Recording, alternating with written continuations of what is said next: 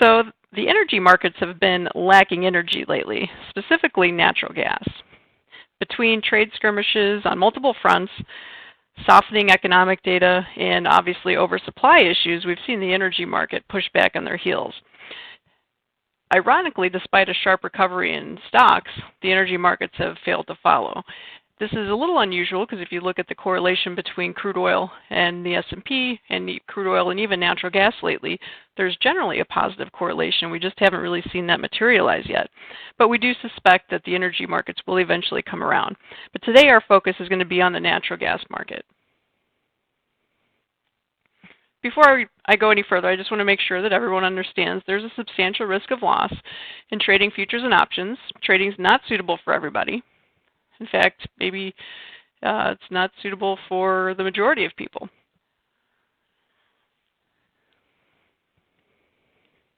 So I also want to point out that natural gas specifically is really a trader's market. It's not a place for buy and hold investing. It's a place for swing trading. And in our view, it's best traded from the upside. For example, if you look at natural gas over the last couple of years, we see a lot of market action grinding in the low $2 area, and eventually we'll get some sort of surprise or short covering rally or something that triggers a rally towards $4, but those rallies have been short-lived. So anybody trying to buy and hold, especially if you're trying to buy and hold with ETFs, which are pretty inefficient in my opinion, you're going to have a really hard time coming out ahead. So again, natural gas might be best off for those that are willing to speculate and swing trade, not necessarily buy and hold. So with that said, we're noticing that the COT report, which is the Commitment of Traders report, issued by the CFTC, the Commodity Futures Trading Commission, is suggesting that the short side of the market, or the bears, are probably getting a little heavy here. In other words, we may be getting close to an overcrowded trade. As of the last report, large speculators, who are assumed to be those with deep pockets, they're trading sizable positions, they're the quote-unquote smart money, they're holding a net short position of roughly 100,000 contracts. To put this in perspective, the last rally started when this group had a net short position of about 130,000. So we're not quite there, but we're getting close. And we have seen this group get into the net short area of 170,000. So that's possible as well. So what we're saying is there may be a little more downside and a little more selling in the short run, but in the long run, it's probably time to really pay attention to natural gas. If you look at the weekly chart, we can see that the market's approaching the $2, $2.30 area, and $2.30 happens to be a trend line that dates all the way back to mid-2016.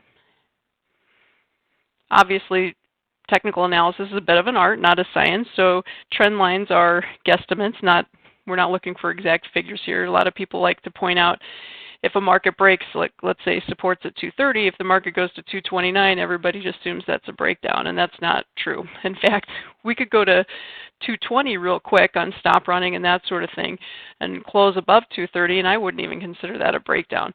So everybody has their own way of looking at things, but you have to keep in mind markets are messy. They don't work off math or equations or any line that we happen to draw on the chart. That said, we see a really sharp band of support between $2.30 and about $1.90. So obviously this is a big range. If you're a futures trader, that's almost a $4,000 range per full-size contract. So obviously we're talking about a decent amount of money here. I would never suggest betting the farm at 230. 230 is probably more of a nibble area, worth playing the upside, but you don't want to put on too much risk exposure because there's a decent chance, not great, but a decent chance we do test the $2 190 area. I'd prefer not to see that, but it could happen. So you want to make sure that you give yourself room for that sort of thing. If the market does get under 2, it's probably time to be a little more aggressive.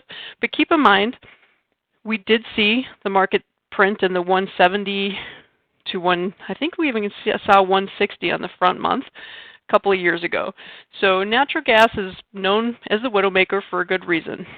It's not easy to trade. If you do happen to catch a ride, it can be lucrative, but there's a substantial amount of risk involved. If If you're interested in learning more about trading, you want to see some of the ideas and hear about some of the commentary that we provide, you can sign up for a free newsletter on our website. It's decarlitrading.com. There's a lot of free educational videos, articles, that sort of thing. And again, we'd like to offer a free newsletter subscription to you, so feel free to sign up. We've also written several books, but the one that I think you get the most out of is the newest, and that's Higher Probability Commodity Trading. It's cheapest on Amazon, but you can find it at any major book outlet. We are DeCarli Trading. We are a futures and options brokerage service. We'd love to hear from you. If you have any questions, comments, or concerns, please get a hold of us.